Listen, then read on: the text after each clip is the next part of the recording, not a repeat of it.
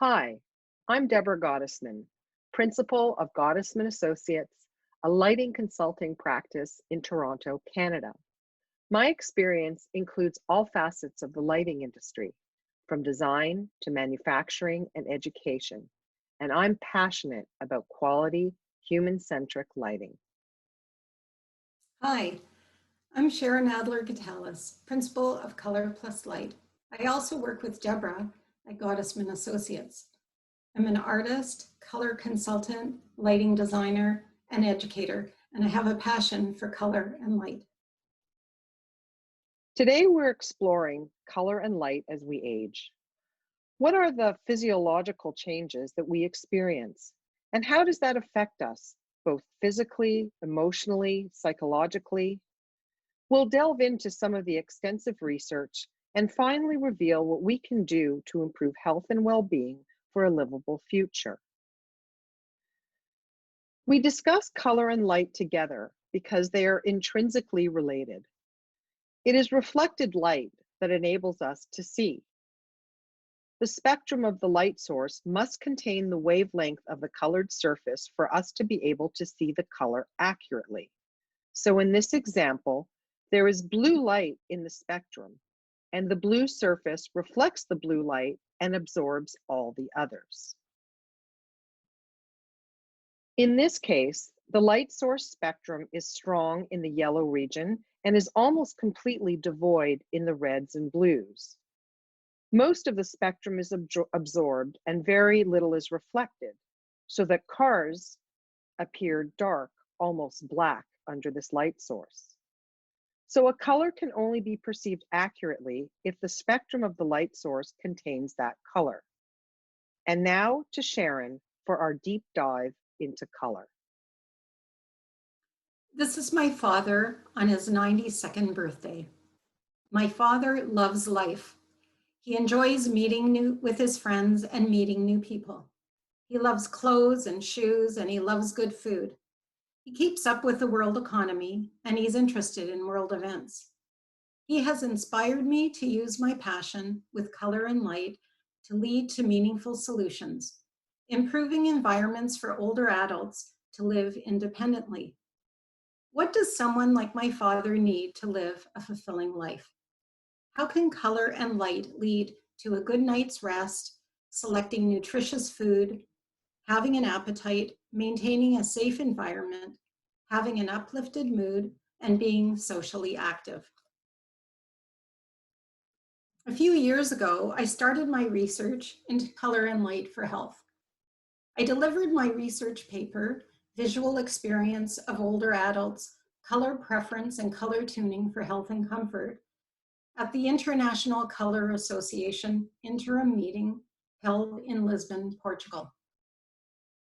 Lighting and color, designed with older adults' needs in mind, can absolutely help them see better, sleep better, eat better, be more alert during the day, lessen depression, have better postural control and stability, and have more enjoyment out of life. A discussion about color starts with hue, value, and chroma.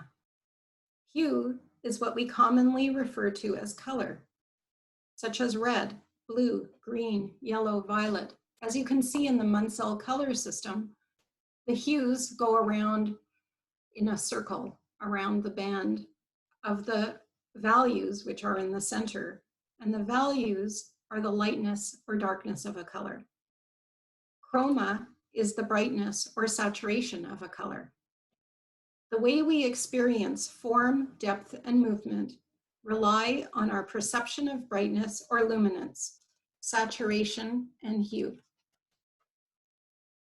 In order to talk about light and color, there are two metrics that describe color and light that we can use to adjust color in a space. There is correlated color temperature, CCT, which tells you about the warmth and coolness of a light source. I found in my research, color temperature of light is personal. Some people feel good in a cooler light temperature, and some feel better in warmer light temperature. A story that sticks with me while doing my research study is how a woman described her preference for higher CCT, which is cooler light. She thinks of end of life, limitations, betrayal of body, depression, losses. Light becomes even more important as you become older. And then there's color rendering, which we refer to as CRI. Color rendering is a measure of color accuracy. How accurate the color of objects illuminated appear to be when compared to a reference source, for example, daylight. So when we look at the strawberries in tennis ball at the right of the photo, we see the red of the strawberries, the brilliance and saturation of the colors. The light from the light source in the middle is less accurate. And in the image of the left, the strawberries do not even look natural, let alone appealing to eat. Having a high CRI from your light source is important for a more comfortable environment, for perception of detail, and for more enjoyment and quality of experience. It is important to note that CCT and CRI are independent of each other. For example, you can have good color rendering in both warm and cool light. So what happens to our color vision as we age? Many of the aging changes in vision come from within the eye, and that's only part of the story. There are also changes in the brain where images must be interpreted, the processing of visual information. All elements of human color vision are significantly affected by aging. The visual system deteriorates over time. It happens to all of us. The rate and degree of decline varies among individuals. Light enters the eye and transmits it to the brain via the optic nerve. We see color because when light enters our eyes and reaches the retina, there are millions of tiny nerve cells that are sensitive to light. These are the rods and cones. The cones are sensitive in bright light, the rods in dim light. Color vision is a function of the cones. There are 3 types of cones, each containing chemicals that respond to different wavelengths. Light stimulates the sets of cones, and then the brain interprets the impulses from these cones as colors. The following graphs show some of the physical changes in our eyes. In this graph, you can see how our pupil size decreases with age. In this graph, we can see an increase in the density of the lens. You can see at 20 years old, and then you can see at 80 years old, or above 80, there's quite a substantial difference in the optical density. We can see with this graph how less light gets to the back of the eye when we age. Because of the physical changes in the eye, such as the smaller pupil, yellowing and thickening of the crystalline lens, even at 55 years old, we're at half. Reduction is considerable and becomes established gradually throughout life. Color vision is affected by natural aging processes. Here's an example of how we might see color as a 20-year-old and an 80-year-old under the same level of illumination. Color discrimination gets worse as we age. It may be a matter of difficulty to differentiate between colors that are similar in lightness, or to see differences in hue and chromaticity.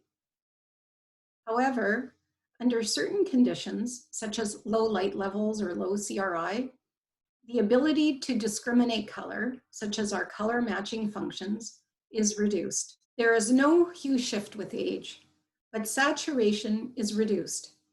There is evidence-based science proving preference for higher saturation. Age-related contrast sensitivity loss is mostly due to the less efficient cones absorbing 4 times fewer photons than young adults. There is a decreased density of the rods, approximately 30%. So it's thought that the loss of the rods disorganizes the alignment of the cones, which gives us the color vision, by giving them less support and changing their orientation. So this shows us that there's a reduction of photon absorption efficiency of cones, so less light gets to the back of the eye. And as well, we have less of an effectiveness of the cones. Because the reduced ability to see contrast, there is also an increased sensitivity to scattered light, which is greatly affected by glare and can be debilitating. With the reduction of contrast sensitivity, there's a fall risk. It can hamper postural stability and reduce reading rate. The visibility of important architectural features, such as stair edges, ramps, doorways, can be greatly improved by increasing their contrast. So for example, if we look at the photo on the left, which we can see clearly as a young person, imagining we're a young person, we see the white of the little boy's shirt on the left or on the right in stark contrast to the dark red brown of the brick wall. So high contrast and high value contrast is really important. If you look at the little girl, she's wearing a red shirt and an orange skirt, which are very close in value and hue. They're analogous hues. So what happens is that if you look on the right as an older eye, it's really hard to distinguish the difference between the hues. These color charts give you more of an idea of what I'm talking about. So if you look in the upper left, colors that are unified in hue, value, and saturation are difficult to read, especially if you had an 80-year-old eye, or even, as we saw before, even if your eye is 55 or 65. Below that is a group of colors in the red hue. So they're unified in hue and value, but they're showing contrast in saturation. They're still harder to distinguish between each other, between each lozenge of color. If you look on the right, on the top, colors that are unified in value and saturation, but showing contrast in hue, are easier to see. The cooler colors recede, the warmer colors advance. There's a difference in between the hues that show us the edges and how the colors are separate from one another. The best amount of contrast would be the lower grouping. Colors that are disparate in hue, value, and saturation give us the most amount of contrast. So we can use these kind of ideas to design our spaces and use color to our best advantage. Changes occur in our brains as we age. Research on the brain is ongoing. We do know that there are measurable losses in the brain as we age. However, our brain is amazing in how it adapts throughout our lives. Color appearance changes little with age. We see blue as blue whether we are young or old. When you look at this photo of a snowy day in the woods, we see the white snow. As we look closer, we can see the blue and purple hues in the shadows and sunlit areas as yellow. Yet we see and know that the snow is pure white. This is chromatic adaptation. This is an optical illusion designed by neuroscientist Edward Adelson to demonstrate color perception and chromatic adaptation. Look at square A and square B. Square B appears lighter than square A. Rectangles of the same color have been drawn connecting the two areas of the image. Square A and square B are the same. The study of color is fascinating. Color is subjective. Color preference is personal. Individuals bring bias to color choice. It can be cultural, gender-based, life experience, personality. Color is contextual. The way we see color is dependent upon surrounding color, viewing angle, texture, and reflectance, amount of light, color of light. We have demonstrated that there are measurable changes in our eyes and brains as we age that affect how we can see color. We can use color with intention to improve our experience of life. For example, if you look at the utensils in the lower left-hand photo, these highly saturated kitchen utensils on a chromatic gray background are very easy to see.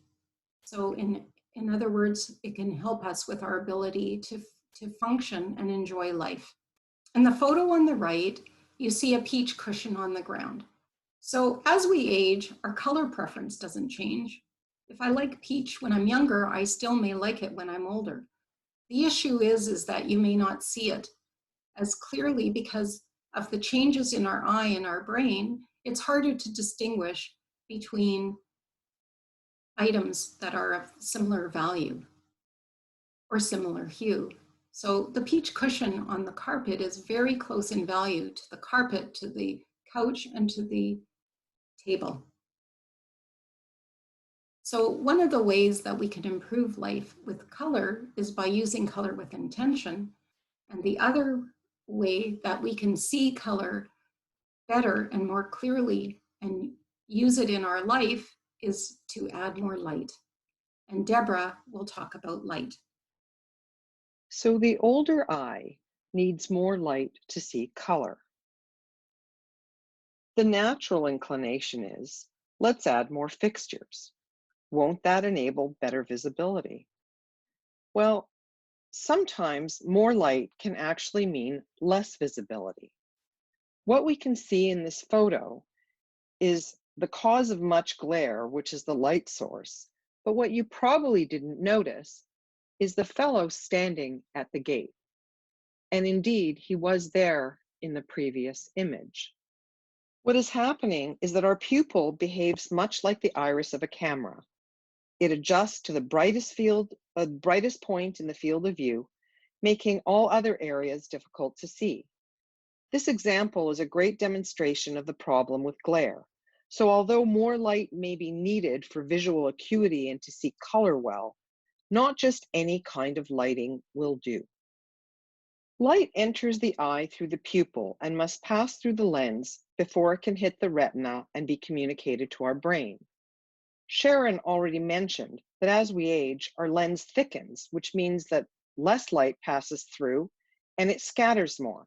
So we need more light to see fine details, and we have an increasing sensitivity to glare. So it becomes more difficult to see tasks and navigate ourselves through space as we age. But the eye is a pretty complex organ, which also has non-image forming functions. In the retina, back here in the eye, there are intrinsically photosensitive retinal ganglion cells, or IPRGCs.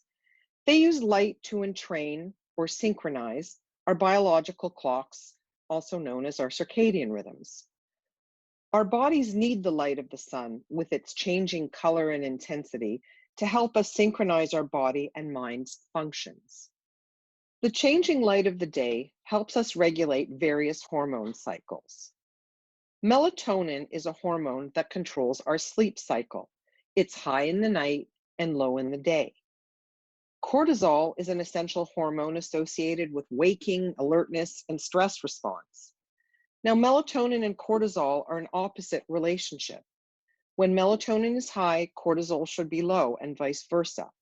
And when either one of these gets out of balance, our ability to sleep is affected. Well, how much light do we then need for entrainment of our circadian rhythms? Here's a chart showing the range of minimum light required for circadian entrainment as a function of age. So as you can see on the left, you need far less light here when you're 25 versus how much light you may need at 85 or even 65. To put this into context, a bright office might be illuminated to about 500 lux, and most homes are lit to up to 200 lux or less. So as we age, indoor lighting, the way we're designing it today, is really inadequate to keep our cycles on track. Now, our circadian rhythms impact much more than sleep. They also affect things like blood pressure, body temperature, and even coordination. Furthermore, some studies have shown that non-seasonal depression is also closely associated with reduced light exposure. Seasonal affective disorder, or SAD, affects about 10% of the population in fall and winter and causes disabling depression, excessive daytime sleepiness, and even weight gain. And over 90% of people have some kind of mood reduction when we have sporadically overcast weather or when there's seasonal decrease in daylight length or intensity. And for the elderly population, it can be even worse. In a study of 9,000 subjects aged 65 or older, 88% had some type of sleep complaint, with chronic sleep disturbances affecting 40 to 70% of that population. Chronic insomnia and depression are closely associated, and up to 30% of the older population have depression, which, like insomnia, frequently goes undiagnosed. And insomnia and depression are significant risk factors for other ailments, from cancer and diabetes, cognitive deficiencies, and all the way through to premature mortality. Now, many studies have shown that environmental illumination is inversely correlated with insomnia and depression, both of which increase with aging. So what is it about light that affects our health?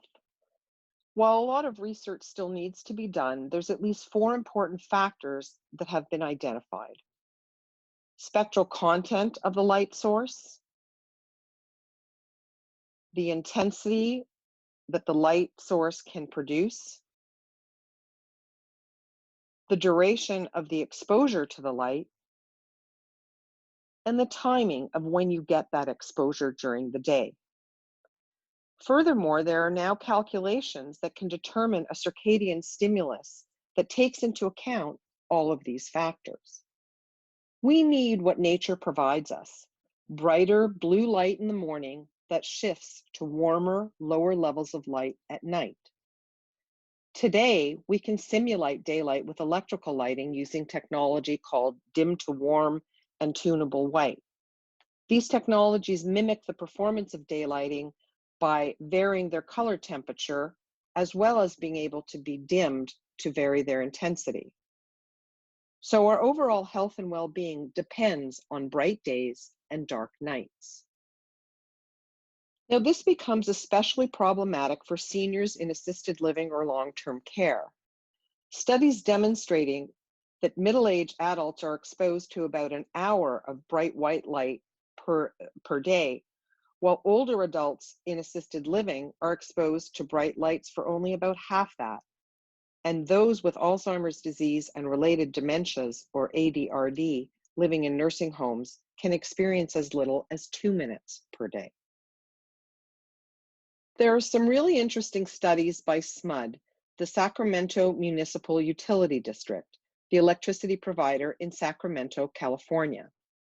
They've studied the impact of circadian lighting on both seniors and also on children on the autism spectrum.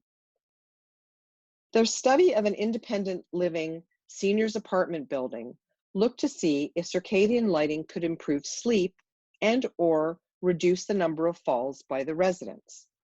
They made 3 important changes inside the apartments. They increased the light levels in each of the suites by increasing the number of lamps that they had. They varied the color temperature throughout the day to mimic daylight. And they also created a night scene, as you can see here, with amber lights under the bed and a dimmed washroom scene that also went to amber. All that was occupancy controlled, so there was no need to find a light switch in the middle of the night. The residents reported the following improvements: a 22% reduction in the time to fall asleep, a 27% reduction in daytime drowsiness, a 45% improvement in perceived energy level, and a 72% improvement in daytime activity levels. Now, there were no falls during the study, partially because this is an independent living residence where most of the people living there are not at high risk of falls. But 93% of the residents reported getting out of bed at least once per night, which underscores the need to provide adequate lighting for nighttime navigation and fall prevention. Now, while they were trying to achieve a circadian stimulus, technically speaking, the lighting in this study did not actually achieve that circadian stimulus as per the calculations. As you can see here, especially in the sitting place where the residents spend most of their time. And yet, there were positive results. SMUD saw similar improvements with the circadian stimulus in other studies as well. So what does this mean? Well, they've postulated that this is the power of routine. The lighting provides visual cues that helps individuals stay on track. For example, waking up in the middle of the night, if the light is yellow and dim, you know it's still time to go back to sleep. And it certainly doesn't hurt that that washroom light doesn't have to be turned on to full bright. So what can we as designers and developers do to improve our spaces and counter aging conditions? Well, first, we need to design for bright days and dark nights. For daytime, design high-use areas like common rooms and living rooms with as much daylight as possible, and where necessary, supplement with electrical lighting to be able to achieve a circadian stimulus. For nighttime, consider what the night scene might be and allow for lower light levels and safe navigation. Light helps provide spatial reference, and night lights are extremely useful for wayfinding in the dark and reducing the risk of falls. Create a night scene for the washrooms if possible to help maintain sleep. Use occupancy sensors to avoid the need to search for a light switch in the dark. Number 2, use circadian lighting, especially where the residents are more likely to spend their waking hours. Now, there is added cost for both design and equipment to do this, but as you've heard, the benefits are substantial and extensive. Number 3, avoid glare. So this bare bulb is an absolute no-no. Strategies to minimize glare include choosing luminaires with shielded light sources like diffusers and lampshades. For recessed lighting, choose a regress lens over a flat panel version. Again, it may involve a little extra cost, but well worth it. Better yet, use integrated lighting strategies where the light source is concealed in places like coves and valances that illuminate whole surfaces, improving perceived brightness with softer, diffuse light. Number 4, to ensure that residents have enough lighting for tasks that require visual acuity, like cooking, reading, and crafts, provide high levels of light close to the task. Under cabinet lighting in kitchens, reading lights in bedrooms, and supplemental lighting in living rooms should be implemented. Here is a preliminary layout for one of the apartments in a seniors' independent living building that we are currently working on. Note the task lights in the kitchen here, but we've also included lighting in clothes and laundry closets. These are inexpensive strip lights that will significantly improve visibility in these typically dark spaces. Here are the night lights. Number 5, use light sources with high color accuracy to help discriminate colors. Number 6, balanced lighting. Lighting for the aging eye should be even with soft shadows and low contrast, like the image on the right. Use color, as Sharon described, to create contrast instead of using light. Minimize dark areas within a room. To illustrate the next 2 points, here's the entrance for that seniors apartment building I showed you earlier. When you enter the building from bright daylight, your eye has to adapt to transition to the dimmer indoors. We're trying to reduce the amount of adaptation by providing a bright entrance and lobby with cove lighting, nice and evenly lit ceiling, creating good light levels below, and even grazing the wall where the chargers will be. We're also trying to balance light levels in the adjacent corridors, right here and all the way up the building similarly. We're showing shielded ceiling mounted fixtures, but they're closer together as you might find in other residential buildings like this, because we need to achieve higher light levels. Our experience of color and light changes as we age. There are strategies that we as the design community can use to help. We hope you'll consider some of these for your next project. Together, we can implement change for a livable future.